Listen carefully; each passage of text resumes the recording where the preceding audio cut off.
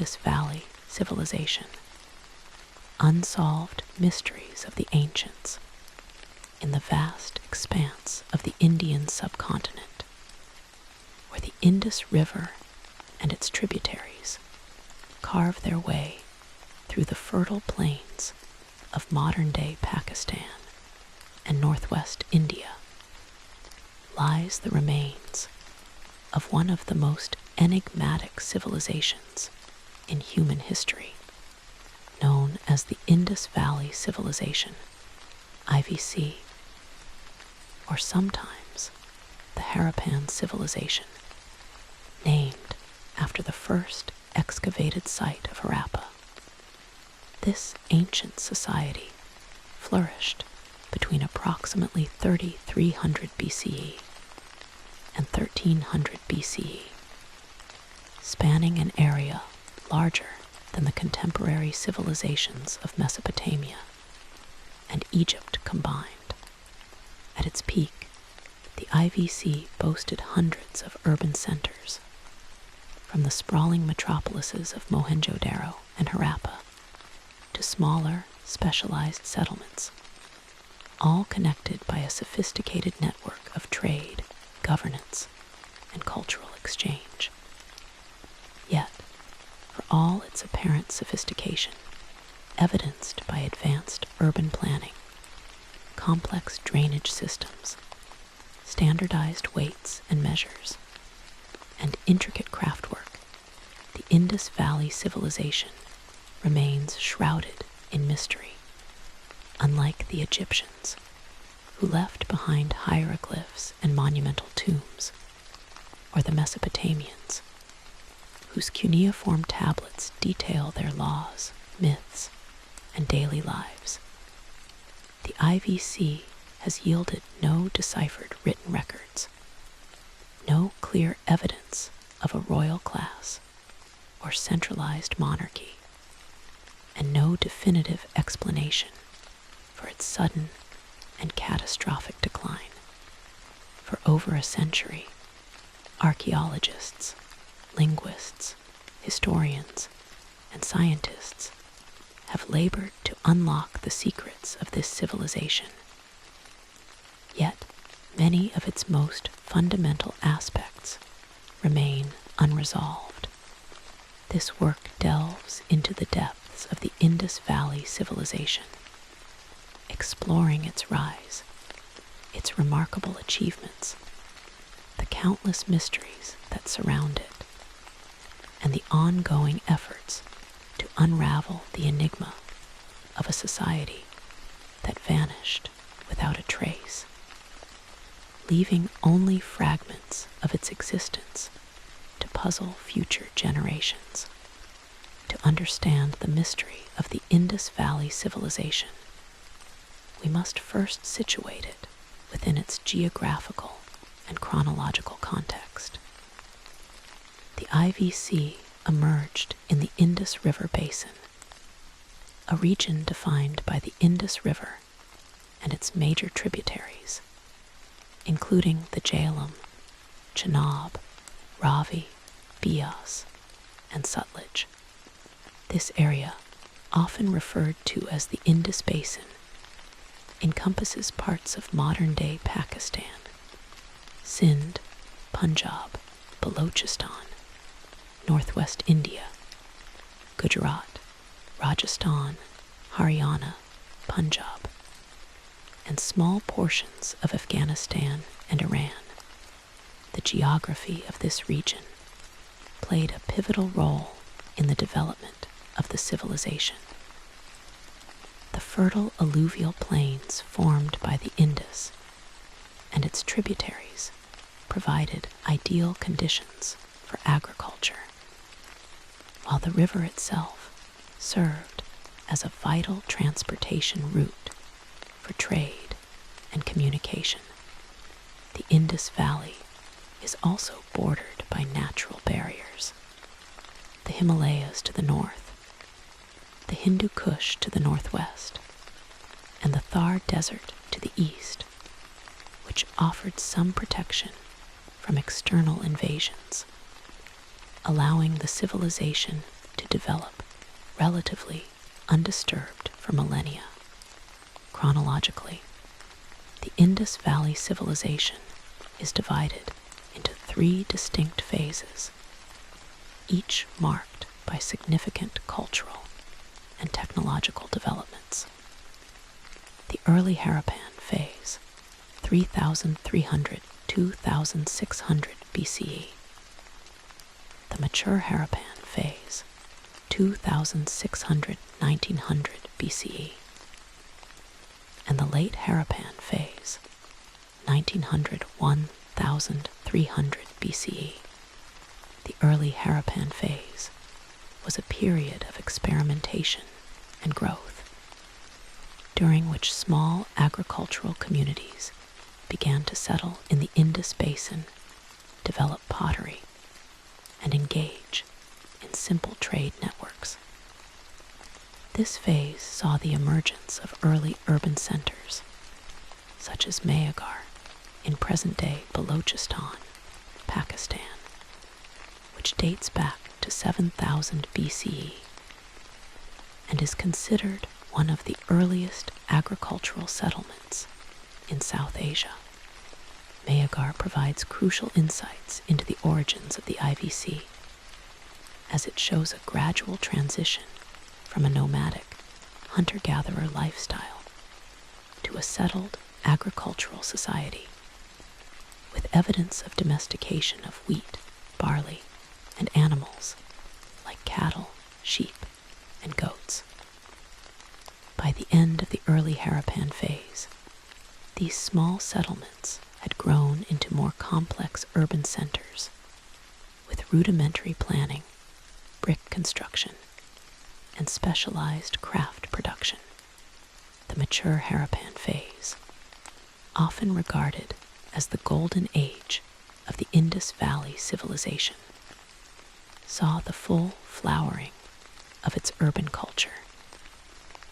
During this period, the IVC expanded to cover an area of over 1.25 million square kilometers, making it the largest civilization of the ancient world at the time, and established hundreds of urban and rural settlements. The 2 most prominent cities of this phase were Mohenjo-Daro, located in present-day Sindh, Pakistan, and Harappa, located in present-day Punjab, Pakistan, each covering an area of approximately 250 hectares and home to an estimated 30,000 to 50,000 people. These cities were characterized by their remarkable urban planning, which included grid-like street layouts, standardized brick sizes, sophisticated drainage systems, and multi-story buildings, unlike the chaotic, unplanned cities of contemporary Mesopotamia. Indus cities were meticulously designed, with streets running north-south and east-west, creating a uniform grid that facilitated movement and communication. The drainage systems of Mohenjo-Daro and Harappa were particularly advanced. Each house had its own bathroom and drainage pipe, which connected to a network of underground sewers that carried waste away from the city. This level of sanitation was unparalleled in the ancient world and would not be matched in Europe until the 19th century. In addition to their urban planning, the mature Harappan phase was marked by significant technological and cultural achievements. The Indus people developed a system of standardized weights and measures, which was used in trade and commerce across the entire civilization. These weights, made of chert, limestone, and other materials, were uniform in size and shape, suggesting a centralized authority that regulated trade and production. The Indus people were also skilled craftsmen producing intricate pottery, jewelry, and metalwork. Their pottery, characterized by its red color and black geometric designs, was produced in large quantities and traded throughout the region. They also worked with copper, bronze, gold, and silver, creating tools, weapons, and ornaments of remarkable quality. Perhaps most impressive was their use of cotton, which they cultivated and wove into cloth, making the IVC one of the first civilizations in the world to produce cotton textiles. Trade was a cornerstone of the Indus Valley civilization, with evidence of trade networks extending across the Indian subcontinent and beyond. The Indus people traded with Mesopotamian civilizations, such as Sumer and Akkad, exchanging goods like cotton cloth, pottery, ivory, and precious stones for Mesopotamian goods like wool, barley, and silver. Archaeologists have found Indus pottery and seals in Mesopotamian cities like Ur and Lagash, and Mesopotamian artifacts in Indus cities, providing concrete evidence of this long-distance trade. The Indus people also engaged in trade with regions closer to home, including the Persian Gulf, Central Asia, and the Deccan Plateau. This extensive trade network suggests that the IVC was a wealthy and influential civilization with a sophisticated system of commerce and communication. Despite these remarkable achievements, the Indus Valley civilization remains one of the most mysterious ancient societies, with countless questions that have eluded researchers for over a century. The most pressing of these mysteries is the Indus script, a system of symbols that appears on seals, pottery, and other artifacts, but has never been deciphered, unlike Egyptian hieroglyphs or Mesopotamian cuneiform, which were deciphered in the 19th and 20th centuries. The Indus script has resisted all attempts at translation, leaving us with no written records of the Indus people's language, religion, laws, or history. This lack of deciphered text is the single greatest obstacle to understanding the IVC, as it means we have no direct insight into the thoughts, beliefs, and daily lives of the people who built these remarkable cities. The Indus script consists of approximately 400 distinct symbols, which are typically arranged in short sequences of 3 to 5 symbols on seals. These seals, made of steatite soapstone, are often carved with images of animals, such as bulls, elephants, tigers, and unicorns, alongside the script. The symbols themselves are a mix of pictographs, images that represent objects, and abstract signs, and they are written from right to left, with some sequences wrapping around the seal. Over the years, linguists and archaeologists have proposed numerous theories about the nature of the Indus script and the language it represents. Some have suggested that it is a logographic script, similar to Chinese, where each symbol represents a word or concept. Others have argued that it is a syllabic script, where each symbol represents a syllable. Still, others have proposed that it is not a true writing system at all, but rather a set of symbols used for religious or administrative purposes without a direct connection to language. One of the most significant challenges in deciphering the Indus script is the lack of a bilingual text, a text that contains both the Indus script and a known language, such as Sumerian or Akkadian, which would allow researchers to make direct comparisons. In contrast, the decipherment of Egyptian hieroglyphs was made possible by the Rosetta Stone, which contains the same text in hieroglyphs, Demotic, and Greek. Similarly, the decipherment of cuneiform was aided by bilingual texts in cuneiform and Old Persian. Without such a key, researchers have been forced to rely on indirect evidence, such as the context of the script's use, the frequency of symbols, and comparisons to other ancient languages. Another challenge is the brevity of the inscriptions. Most Indus script inscriptions are short, fewer than 10 symbols, and there are no long texts, such as scrolls or tablets, that might provide more context. This makes it difficult to identify patterns or relationships between symbols, which is essential for decipherment.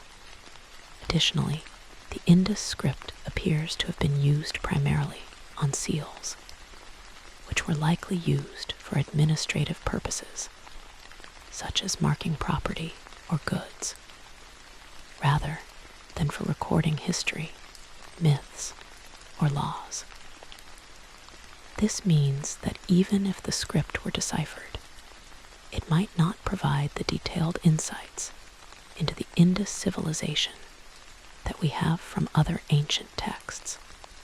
Over the years, several attempts have been made to decipher the Indus script, but none have been widely accepted by the academic community.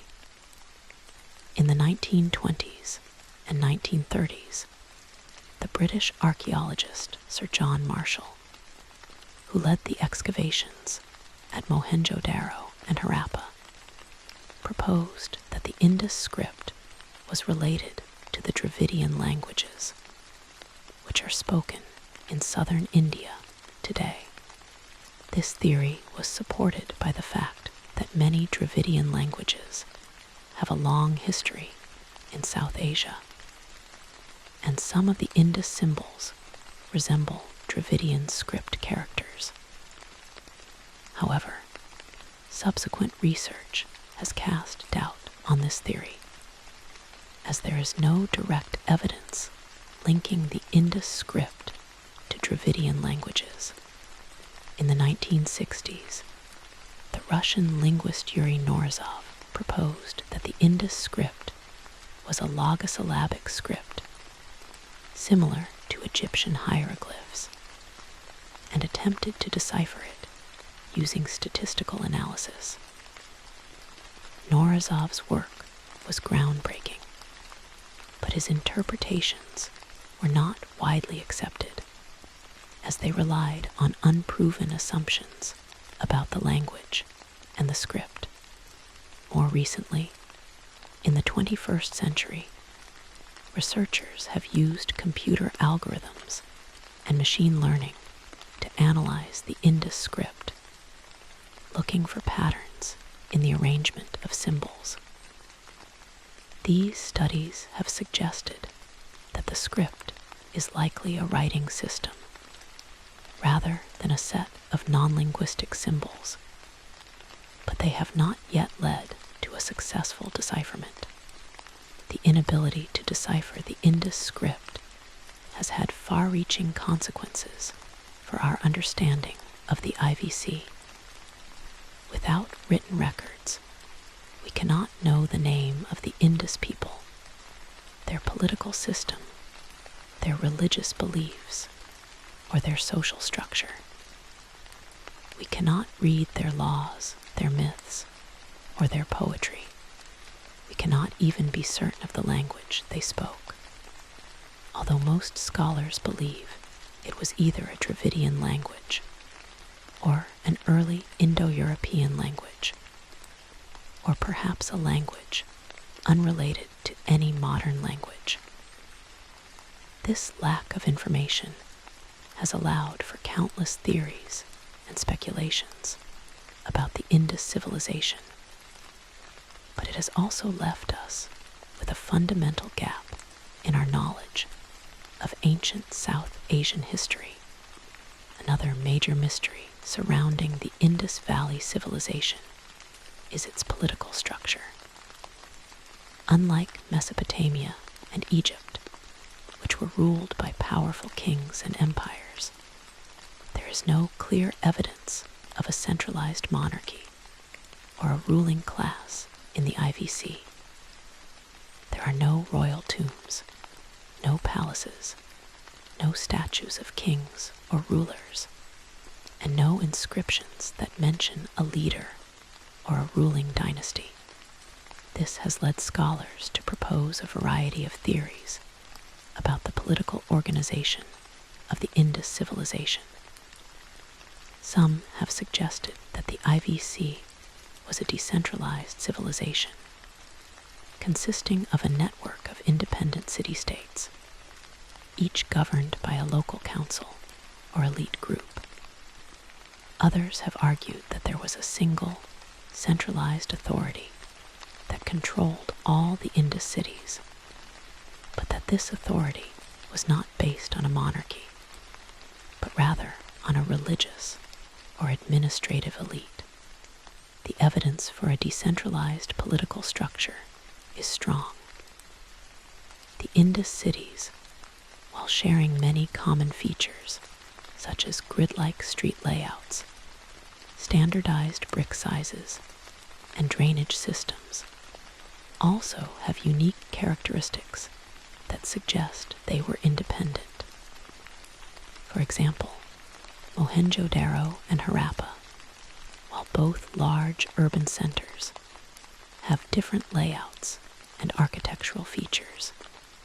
Mohenjo-Daro has a large central bath, which is thought to have been used for religious or ceremonial purposes, while Harappa has a large granary, which suggests it was an important agricultural and storage center.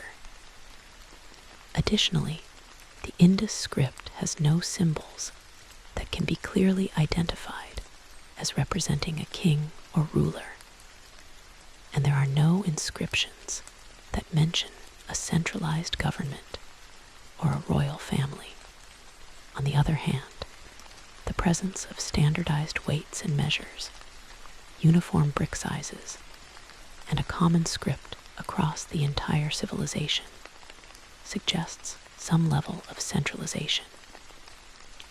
It is unlikely that hundreds of cities spread across a vast region would independently develop the same system of weights and measures, the same brick sizes, and the same script without some form of central authority or coordination.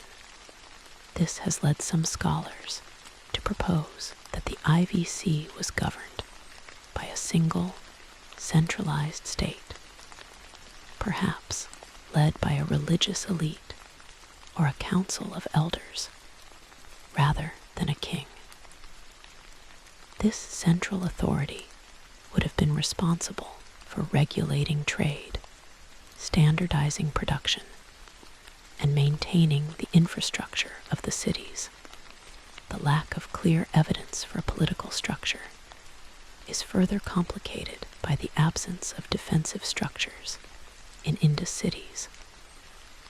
Unlike Mesopotamian and Egyptian cities, which were often surrounded by walls and fortifications to protect against invasions, most Indus cities have no defensive walls.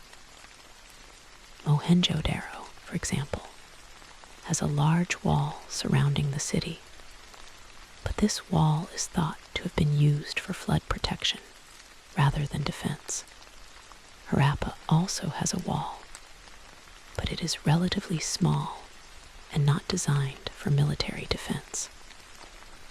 This suggests that the Indus civilization was a peaceful society, with little or no internal or external conflict. If there was no need for defense, it is possible that the political structure was not based on military power, but rather on trade, agriculture, and religious authority. The religious beliefs of the Indus Valley civilization are another major mystery. Unlike the Egyptians and Mesopotamians, who left behind elaborate temples, statues of gods, and written myths, the Indus people have left no clear evidence of their religious practices or beliefs. There are no temples in Indus cities, no large-scale religious monuments, and no statues of deities that can be definitively identified. However, there are some clues that suggest the Indus people had a complex religious system. One of the most important clues is the Pashupati seal, which was discovered at Mohenjo-Daro in 1928.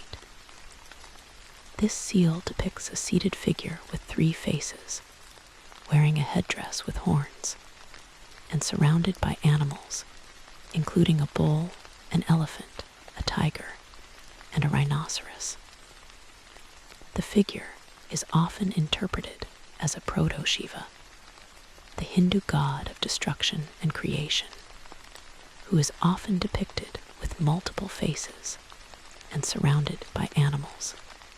This has led some scholars to suggest that the Indus people practiced a form of early Hinduism, and that many of the beliefs and symbols of Hinduism have their roots in the IVC. However, this interpretation is controversial, as there is no other evidence to support the existence of Hindu gods in the Indus civilization. Another clue is the presence of fire altars in some Indus settlements, such as Kalibangan in present-day Rajasthan, India.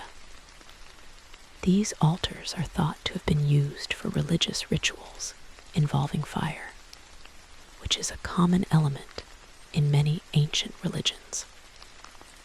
The fire altars at Kalibangan are arranged in a pattern that suggests they were used for specific ceremonies, possibly related to ancestor worship or the worship of a fire god. The Indus people also appear to have had a reverence for animals, as evidenced by the numerous animal motifs on seals, pottery, and other artifacts. Bulls, in particular, are a common symbol, and they may have been considered sacred. The unicorn, a mythical creature that appears on many Indus seals, may have been a symbol of a god or a supernatural being. Additionally, the Indus people may have practiced animal sacrifice, as evidenced by the presence of animal bones in some religious contexts. Despite these clues, the religious beliefs of the Indus Valley civilization remain largely unknown. We do not know if they worshipped a single god or multiple gods, if they had a pantheon of deities, or if they believed in an afterlife. We do not know if they had priests or religious leaders, or if religious rituals were an important part of daily life. The lack of written records and religious monuments makes it impossible to say for certain, and the interpretations of the available evidence are often speculative. The social structure of the Indus Valley civilization is another unsolved mystery. Unlike Mesopotamia and Egypt, which had a rigid social hierarchy with kings, priests, nobles, and slaves, there is no clear evidence of a similar hierarchy in the IVC. The Indus cities appear to have been relatively egalitarian, with no obvious differences in the size or quality of housing between different social groups.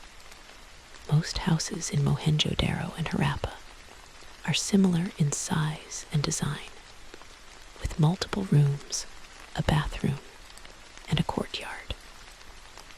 There are no large, elaborate houses that would suggest a wealthy elite, nor are there small, cramped houses that would suggest a poor underclass.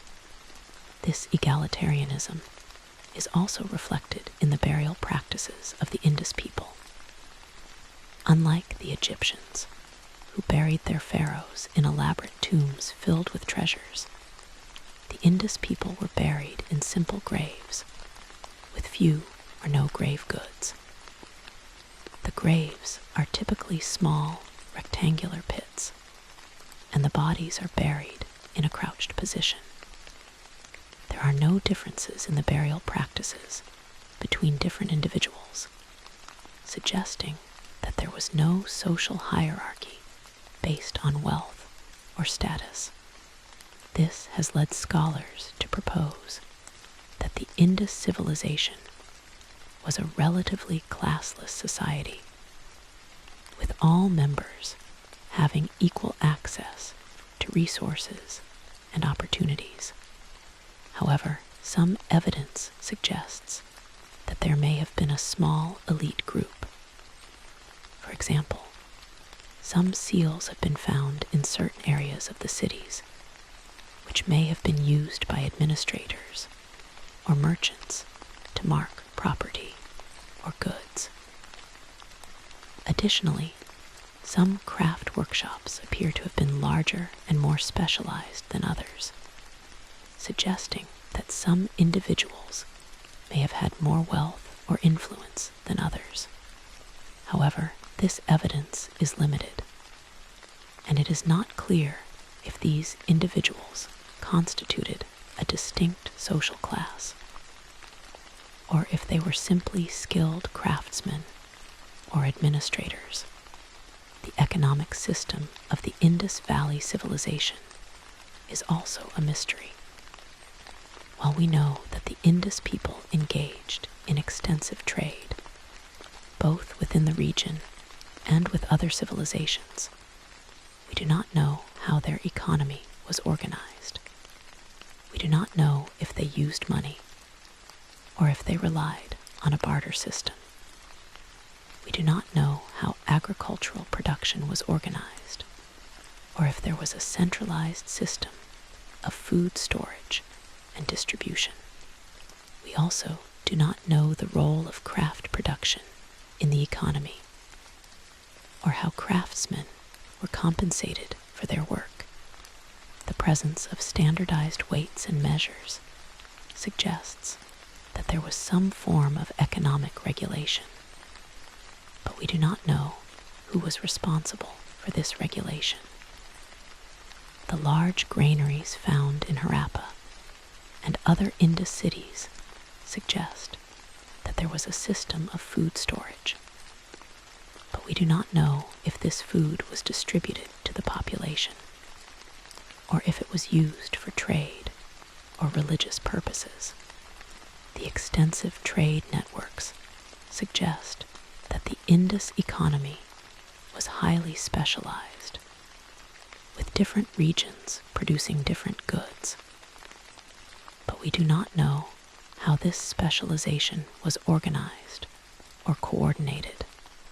Perhaps the most puzzling mystery of the Indus Valley civilization is its sudden decline and collapse. Around 1900 BCE, the mature Harappan phase came to an end, and the Indus cities began to decline. By 1300 BCE, most of the major Indus cities, including Mohenjo-Daro and Harappa, had been abandoned, and the civilization had largely disappeared. The cause of this decline has been the subject of intense debate among scholars for over a century, and no single theory has been universally accepted. One of the earliest theories proposed for the decline of the IVC was the Aryan invasion theory, which was popularized in the 19th and 20th centuries by European scholars. This theory suggests that the Indus Valley civilization was invaded and destroyed by a group of nomadic warriors known as the Aryans, who migrated to the Indian subcontinent from Central Asia around 1500 BCE. The Aryans, who spoke an Indo-European language, were thought to have conquered the Indus people, destroyed their cities, and imposed their own culture and language on the region. This theory was supported by the presence of Indo-European languages, such as Sanskrit in South Asia, and by the absence of the Indus script in later cultures. However, in recent decades, the Aryan invasion theory has been largely discredited. Archaeological evidence has shown that the Indus cities began to decline before the supposed Aryan invasion, and there is no evidence of widespread destruction or violence in the Indus cities. There are no signs of burning, no mass graves, and no evidence of foreign weapons or artifacts that would suggest an invasion.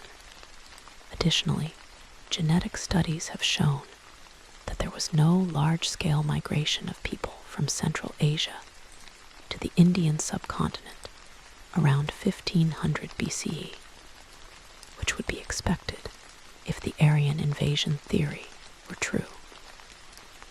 Instead, genetic evidence suggests that the people of the IVC were the ancestors of modern South Asians, and that there was a gradual mixing of populations over time, rather than a violent invasion.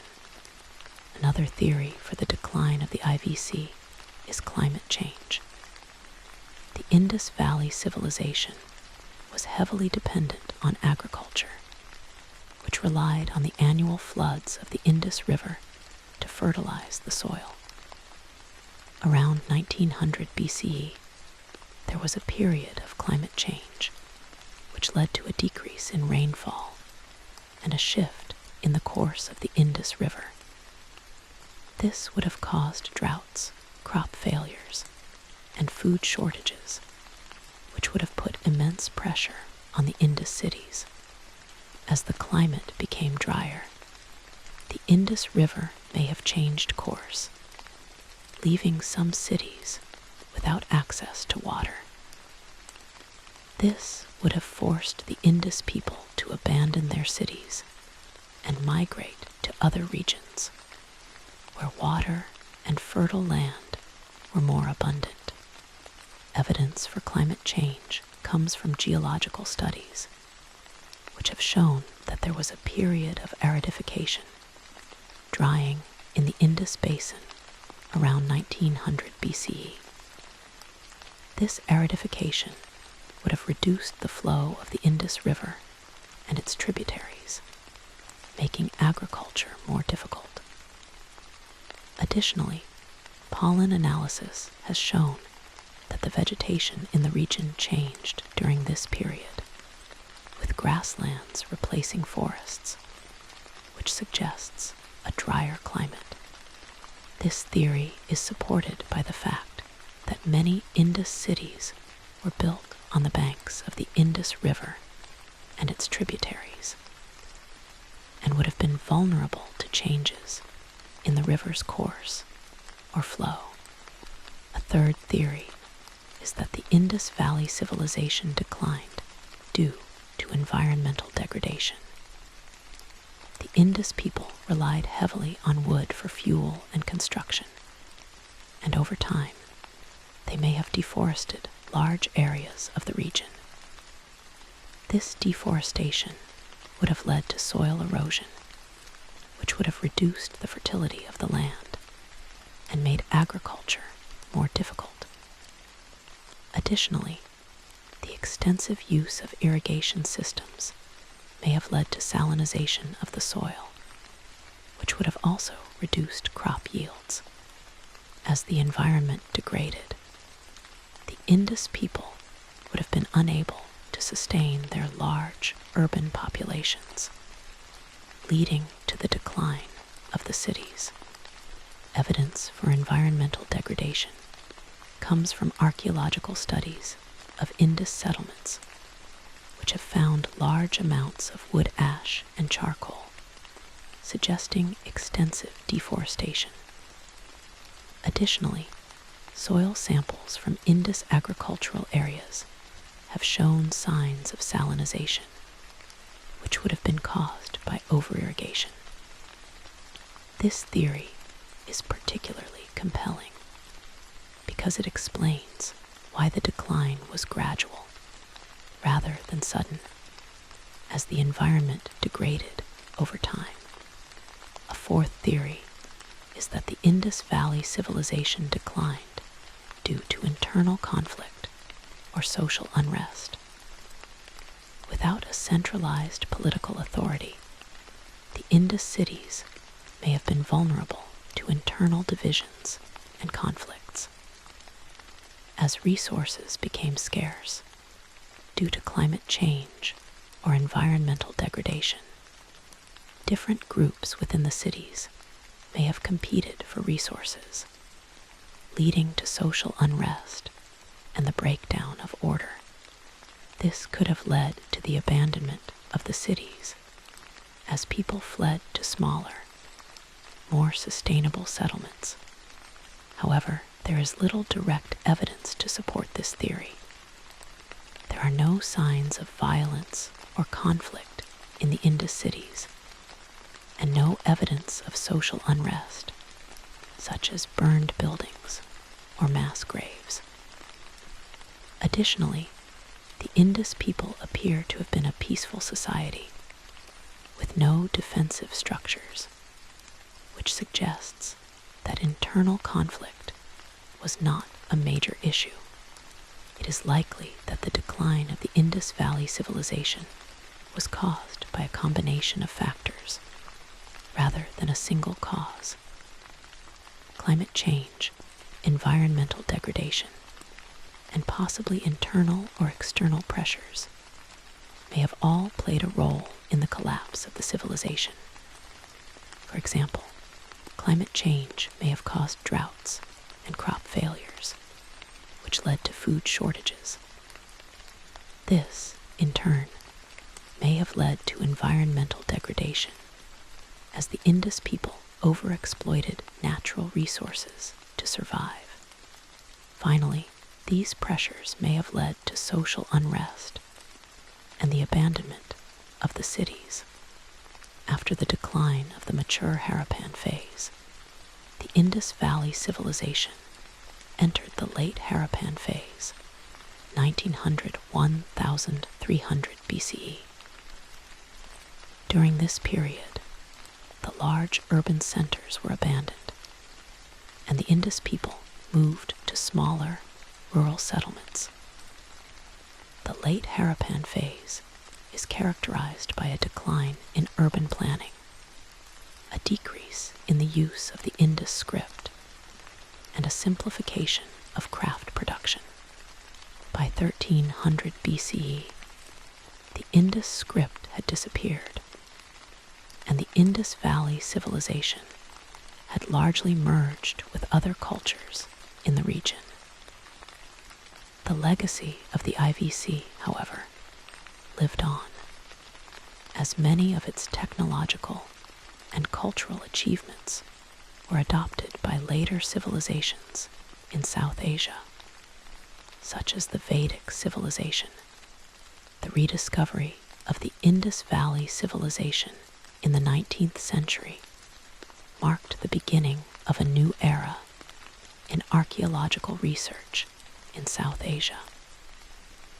The first excavations at Harappa were conducted in 1826 by James Lewis, a British soldier and explorer who discovered the ruins of the city but did not recognize its significance. It was not until the 1920s that the true importance of Harappa and Mohenjo-Daro was realized, when Sir John Marshall, the Director General of the Archaeological Survey of India, led systematic excavations at both sites. These excavations revealed the remarkable urban planning and technological achievements of the Indus people and sparked widespread interest in the civilization. Since then, archaeological research on the Indus Valley civilization has continued, with new discoveries being made every year. In recent decades, advances in technology have revolutionized our understanding of the IVC. For example, remote sensing technology, such as satellite imagery and LiDAR, has been used to map the Indus Valley and discover new settlements that were previously hidden by vegetation or soil. DNA analysis has been used to study the remains of Indus people, providing insights into their origins, migration patterns, and genetic relationships with other populations. Microscopic analysis has been used to study Indus craftwork, revealing the sophisticated techniques used by the Indus people to produce pottery, jewelry, and metalwork. One of the most significant recent discoveries is the site of Dhalavira, located in present-day Gujarat, India. Dhalavira, which was excavated in the 1990s and 2000s, is one of the largest Indus cities, covering an area of approximately 100 hectares. The site is unique because it has a series of reservoirs and dams, which were used to collect and store water, evidence of the Indus people's advanced water management techniques. Dhalavira also has a large stadium-like structure, which may have been used for public gatherings or sports, and a complex system of fortifications, which suggests that it was an important political or military center. Another important recent discovery is the site of Rakhigarhi, located in present-day Haryana, India. Rakhigarhi is one of the largest Indus settlements, and excavations there have revealed a complex urban center with multi-story buildings, a drainage system, and a large granary.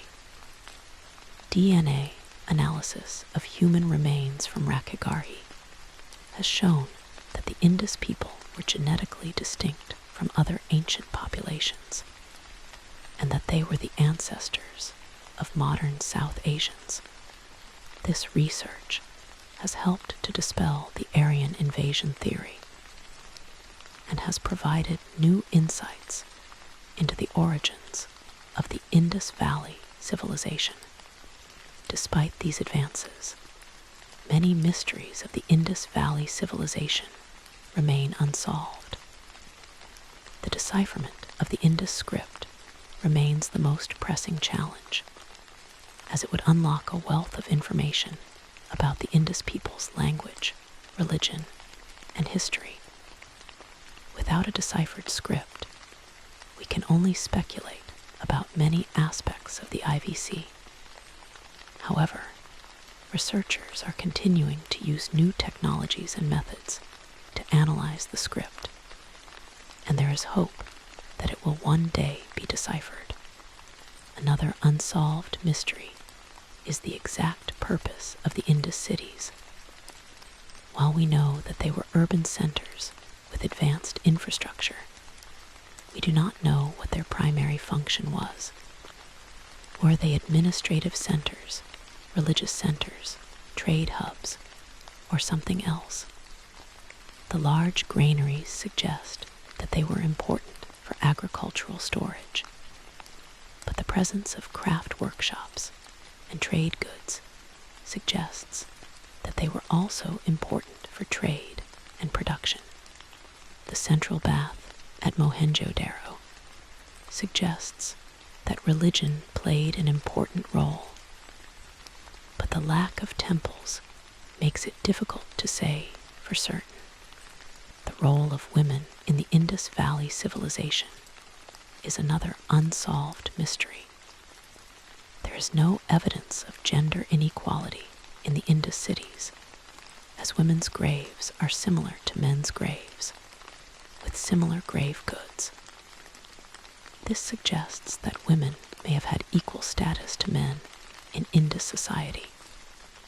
However, we do not know what roles women played in daily life, whether they were involved in agriculture, craft production, trade, or religious activities. There are no depictions of women in Indus art that provide clear evidence of their roles, and the lack of written records makes it impossible to say for certain. The Indus Valley civilization also raises important questions about the nature of human civilization itself. How did a civilization develop such advanced urban planning and technology without a centralized monarchy or a written language? How did it maintain a vast network of trade and communication across a large region without a powerful central authority? How did it collapse so suddenly? And why did its technology and culture disappear without a trace? These questions challenge our assumptions about the development and decline of ancient civilizations, and they remind us that there is still much we have to learn about the past, in addition to its historical and archaeological significance. The Indus Valley civilization also has important cultural and political significance for modern South Asia. The IVC is considered one of the earliest civilizations in South Asia, and it is a source of pride for many people in Pakistan and India. The ruins of Mohenjo-Daro and Harappa are UNESCO World Heritage Sites, and they attract thousands of tourists every year. The Indus script and other Indus artifacts are important symbols of South Asian culture and history, and they are the subject of ongoing research and preservation efforts.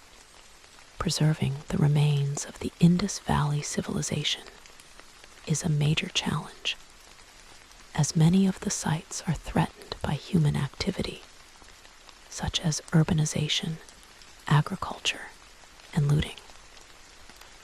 The Indus River and its tributaries are also subject to pollution and climate change, which can damage the archaeological sites.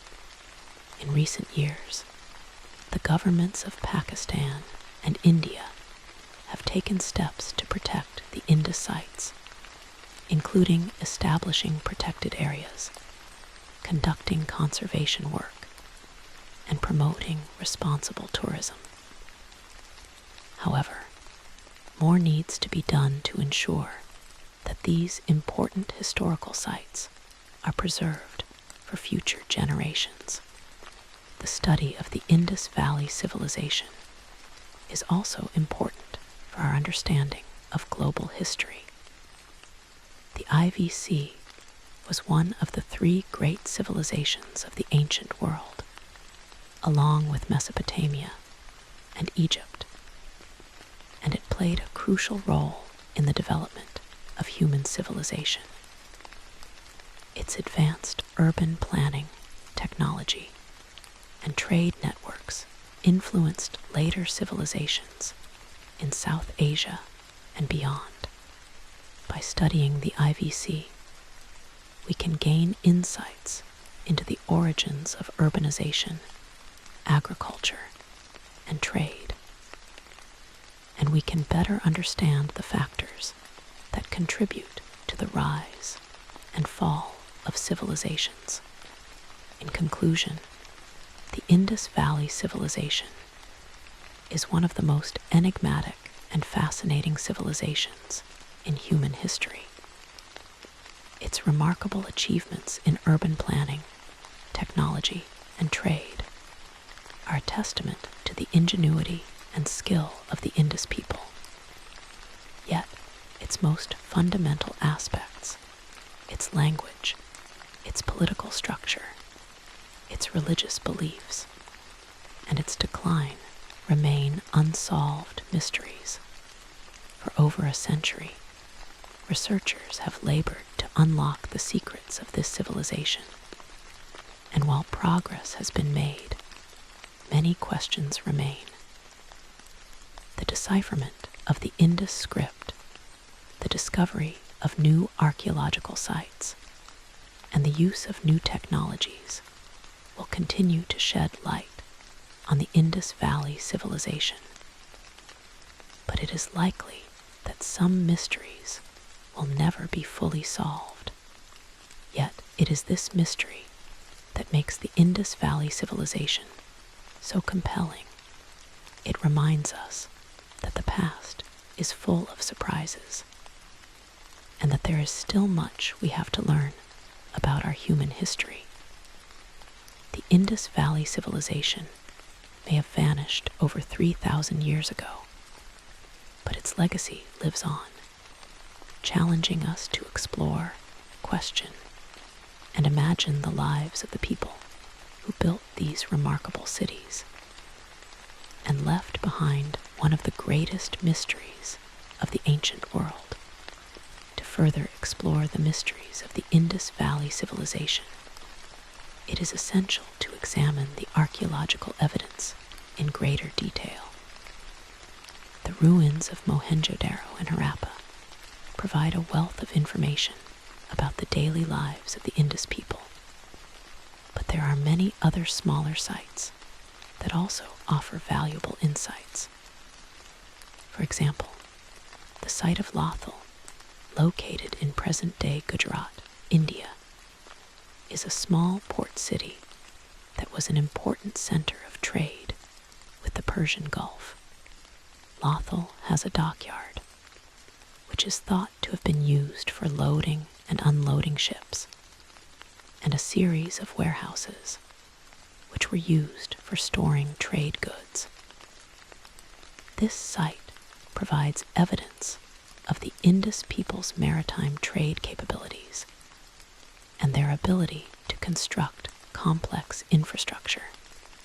Another important site is Kalibangan, located in present-day Rajasthan, India. Kalibangan is unique because it has both early Harappan and mature Harappan remains, providing a glimpse into the development of the Indus civilization over time. The site has a large fort, which is thought to have been used for defense, and a series of fire altars, which suggest that religious rituals were an important part of life at Kalibangan. The site also has evidence of agricultural activity, including fields and irrigation systems, which provides insights into the Indus people's farming practices. The study of Indus craftwork also provides valuable insights into the civilization's technology and culture. The Indus people were skilled potters, producing a wide variety of pottery, including red ware, black on red ware, and gray ware. Their pottery is characterized by its smooth surface, uniform shape, and intricate designs, which were created using a variety of techniques, including painting, incising, and stamping. The Indus people also produced elaborate jewelry, using gold, silver, copper, and semi-precious stones. Their jewelry includes necklaces, bracelets, earrings, and rings, which were often decorated with intricate patterns and motifs. Metalworking was another important craft in the Indus Valley civilization. The Indus people worked with copper and bronze, producing tools, weapons, and ornaments. They used a variety of techniques, including casting, forging, and hammering, to create these objects. The Indus people also produced bronze statues, such as the famous dancing girl statue from Mohenjo-daro, which is a masterpiece of ancient metalwork. The dancing girl, which is only 10.5 centimeters tall, depicts a young girl in a dynamic pose, with her right hand on her hip and her left hand raised. The statue is remarkable for its detail and realism, and it provides insights into the Indus people's artistic skills. The Indus people also had a sophisticated understanding of mathematics and astronomy. The grid-like street layouts of their cities suggest that they had a knowledge of geometry, and the standardized weights and measures suggest that they had a system of mathematics. Additionally, the alignment of some Indus buildings with celestial events, such as the solstices, suggests that they had an understanding of astronomy. For example, the Great Bath at Mohenjo-daro is aligned with the rising sun on the summer solstice, which suggests that it was used for religious ceremonies related to the sun. The Indus Valley civilization also had a complex system of water management, which was essential for its survival in the arid Indus basin. The Indus people built elaborate irrigation systems to bring water to their fields, and they constructed reservoirs and dams to store water for times of drought. The site of Dhalavira is particularly impressive in this regard, with its series of reservoirs that could hold up to 1.2 million cubic meters of water. These reservoirs were connected by a system of canals and channels, which allowed the Indus people to control the flow of water and ensure that their crops received enough moisture. Despite the wealth of archaeological evidence, the Indus Valley civilization remains a mystery because of the lack of written records. Without a deciphered script, we cannot know the thoughts, beliefs, and daily lives of the Indus people in their own words. We cannot know their names, their stories, or their dreams. We can only speculate about their society, their culture, and their decline. However, this speculation is not without basis, as the archaeological evidence provides clues that allow us to piece together a rough picture of the Indus civilization. One of the most intriguing aspects of the Indus Valley civilization is its apparent peacefulness. Unlike other ancient civilizations, which were often marked by war and conflict, the Indus people appear to have lived in relative peace. There are no defensive walls around most Indus cities, no evidence of weapons of war, and no mass graves that would suggest violence. This peacefulness may have been due to the Indus people's focus on trade and agriculture, rather than military conquest It may also have been due to their decentralized political structure, which reduced the likelihood of internal conflict.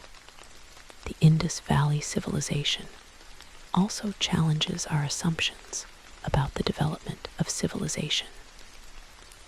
We often think of civilizations as developing in a linear fashion, with centralized governments, written languages, and complex social hierarchies. However, the Indus Valley civilization had advanced urban planning and technology without a centralized monarchy or a written language. This suggests that there are multiple paths to civilization, and that not all civilizations follow the same pattern of development. Another important question is why the Indus Valley civilization did not leave behind a written record. Unlike the Egyptians and Mesopotamians, who developed writing systems to record their laws, myths, and history, the Indus people did not. This may have been because they did not need a written language for their daily lives, or because they used a perishable material, such as palm leaves or bark, to write on, which has not survived. It is also possible that the Indus script was used only for administrative purposes, such as marking property or goods, and not for recording more complex information. The future of Indus Valley civilization research looks promising, as new technologies and methods are being developed to study the civilization. For example, machine learning algorithms are being used to analyze the Indus script, looking for patterns that may help in its decipherment. DNA analysis is being used to study the genetic makeup of the Indus people, providing insights into their origins and migration patterns. Remote sensing technology is being used to discover new Indus sites, which may provide additional clues about the civilization. In addition to these technological advances, international collaboration is also playing an important role in Indus Valley civilization research.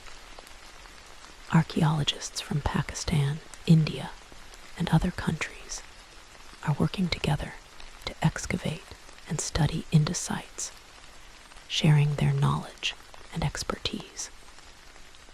This collaboration is essential for advancing our understanding of the Indus Valley civilization, as it allows researchers to access sites and data that would otherwise be unavailable. Despite the progress that has been made, there is still much we do not know about the Indus Valley civilization. The decipherment of the Indus script remains the biggest challenge. But even if it is deciphered, there will still be many questions left unanswered. The Indus Valley civilization is a reminder that the past is full of mysteries, and that there is still much we have to learn about our human history.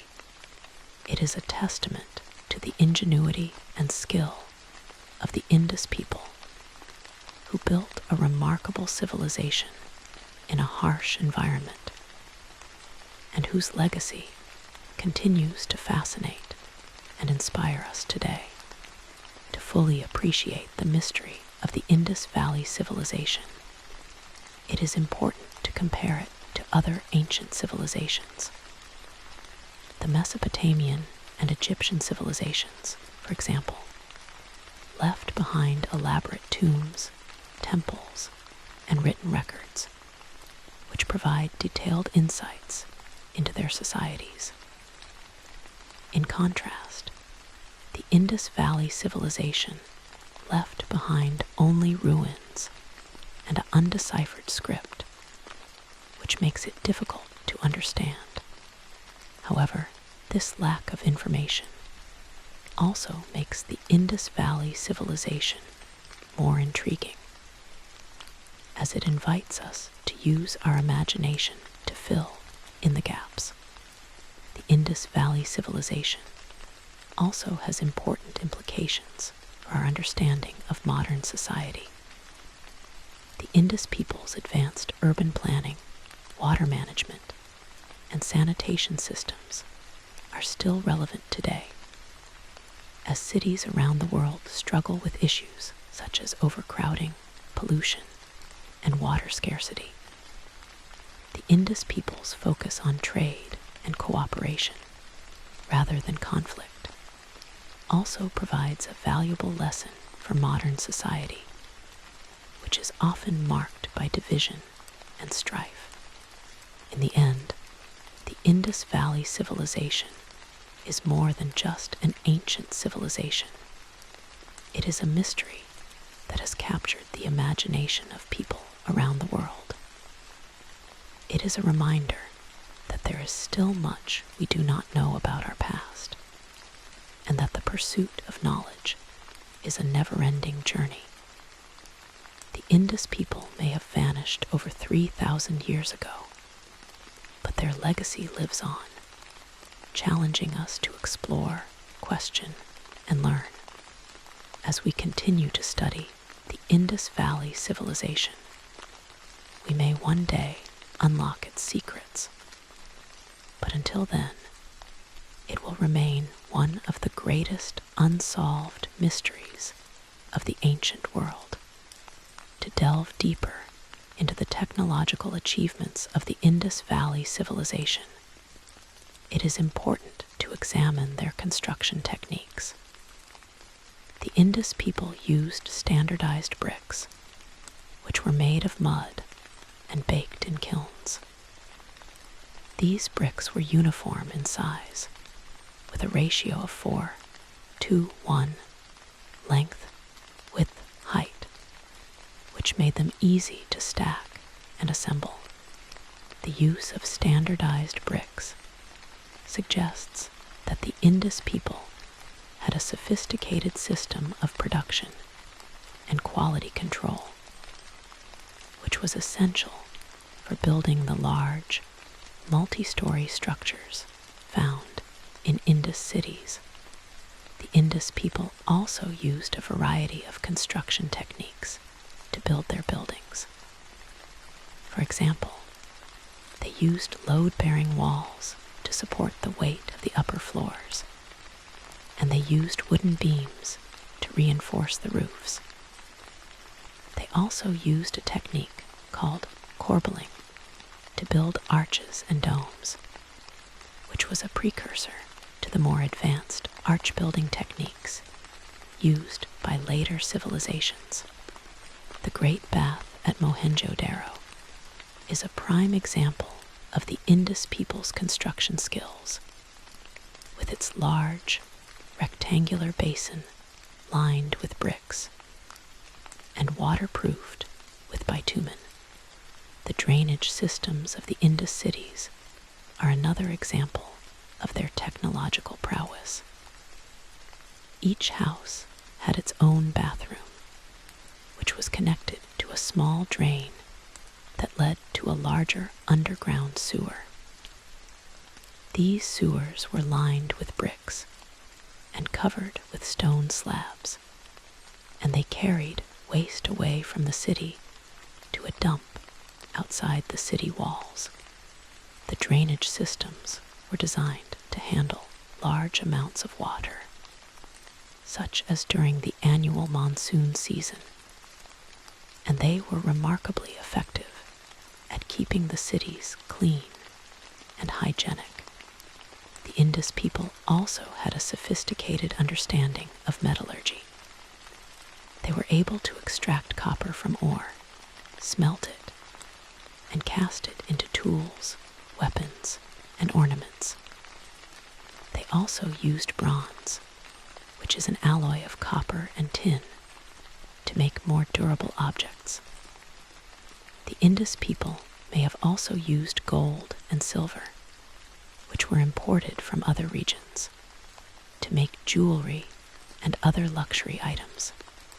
The discovery of a large copper mine at Khetri, in present-day Rajasthan, India, suggests that the Indus people had a well-developed mining industry. Agriculture was the backbone of the Indus Valley civilization, and the Indus people developed a variety of techniques to maximize crop yields. They cultivated a variety of crops, including wheat, barley, rice, and cotton. They used irrigation systems to bring water to their fields, and they used manure to fertilize the soil. The Indus people also developed a system of crop rotation, which helped to maintain the fertility of the soil. The large granaries found in Indus cities suggest that they had a surplus of food, which could be stored for times of drought or famine. The Indus people also domesticated a variety of animals, including cattle, sheep, goats, and pigs. These animals were used for food, milk, and labor. The Indus people also used camels and donkeys for transportation, and they may have used elephants for heavy work, such as moving large stone blocks. The presence of animal bones in Indus settlements suggests that the Indus people had a sophisticated system of animal husbandry. Trade was a vital part of the Indus Valley civilization, and the Indus people traded with a variety of regions, including Mesopotamia, Central Asia, and the Deccan Plateau. They exported goods such as cotton cloth, pottery, ivory, and precious stones, and they imported goods such as wool, barley, silver, and gold. The Indus people used seals to mark their goods, which suggests that they had a system of trade regulation. The discovery of Indus seals in Mesopotamian cities, such as Ur and Lagash, provides concrete evidence of this long-distance trade. The Indus people also had a system of currency, although it is not clear what form it took. Some scholars believe that they used beads made of semi-precious stones as currency, while others believe that they used a barter system. The presence of standardized weights and measures suggests that they had a system of value exchange, which was essential for trade. The social structure of the Indus Valley civilization is another area of ongoing research. While there is no clear evidence of a rigid social hierarchy, there are some clues that suggest that there was a small elite group. For example, some seals have been found in certain areas of the cities, which may have been used by administrators or merchants. Additionally, some craft workshops appear to have been larger and more specialized than others, suggesting that some individuals may have had more wealth or influence. However, the lack of clear evidence makes it difficult to say for certain. Role of religion in the Indus Valley civilization is also a subject of debate. While there is no clear evidence of temples or a formal religious hierarchy, there are some clues that suggest that religion played an important role in daily life. The Pashupati seal, the fire altars, and the animal motifs on seals all suggest that the Indus people had a complex religious system. Some scholars believe that the Indus people worshipped a mother goddess who was associated with fertility and agriculture. Others believe that they worshipped a god of water who was associated with the Indus River. The Indus Valley civilization also had a rich artistic tradition. The Indus people produced a variety of artworks, including pottery, jewelry, metalwork, and sculpture. Their art is characterized by its simplicity and realism, and it often depicts animals, humans, and geometric patterns. The dancing girl statue from Mohenjo-Daro is one of the most famous examples of Indus art, and it is a masterpiece of ancient sculpture. The statue is remarkable for its detail and dynamism, and it provides insights into the Indus people's artistic skills. The decline of the Indus Valley civilization is a complex and multifaceted issue. While climate change and environmental degradation are likely to have played a role, there may have been other factors as well. For example, the Indus River may have changed course, leaving some cities without access to water. Additionally, the Indus people may have overexploited natural resources, leading to soil erosion and deforestation. Social unrest or internal conflict may have also played a role, as resources became scarce. Despite the decline of the Indus Valley civilization, its legacy lives on. Many of the Indus people's technological and cultural achievements were adopted by later civilizations in South Asia, such as the Vedic civilization. The Indus script may have influenced the development of later writing systems in South Asia, such as Brahmi, which is the ancestor of many modern South Asian scripts.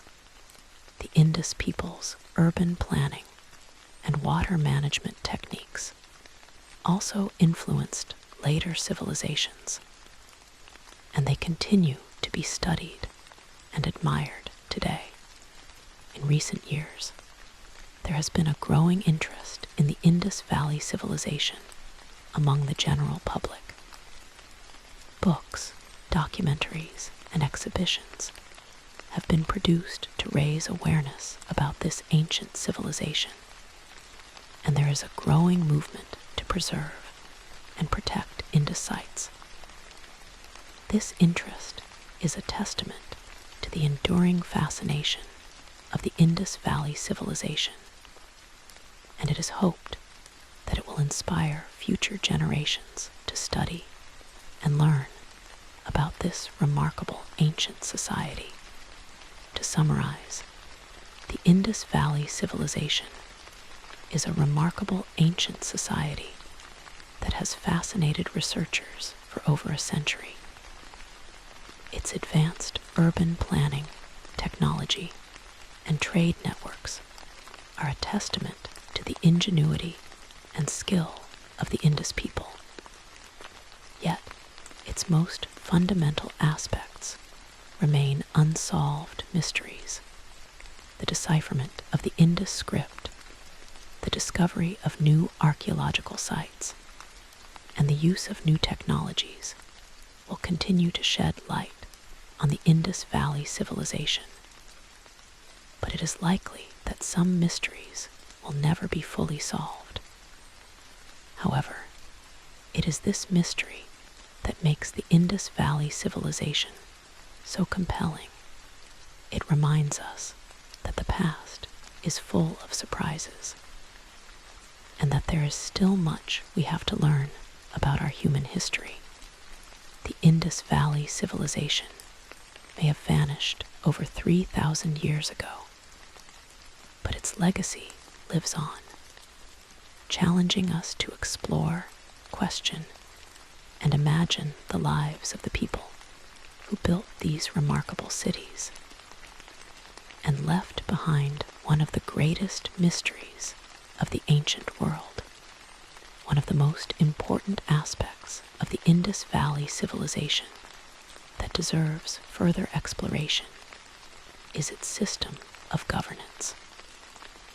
As mentioned earlier, there is no clear evidence of a centralized monarchy, but there must have been some form of governance to maintain the standardized weights and measures, the urban planning, and the trade networks. Some scholars have suggested that the Indus civilization was governed by a council of elders or a group of elites who made decisions about trade, agriculture, and infrastructure. Others have proposed that the civilization was governed by a religious elite who used religion to maintain social order. The presence of seals with unique symbols may provide clues about the governance system. Each seal may have belonged to a specific individual or group, and they may have been used to authenticate documents, mark property, or denote authority. The fact that the same symbols appear on seals from different Indus cities suggests that there was a common system of governance across the civilization. However, without deciphering the script, it is impossible to know the exact meaning of these symbols or the role of the seal holders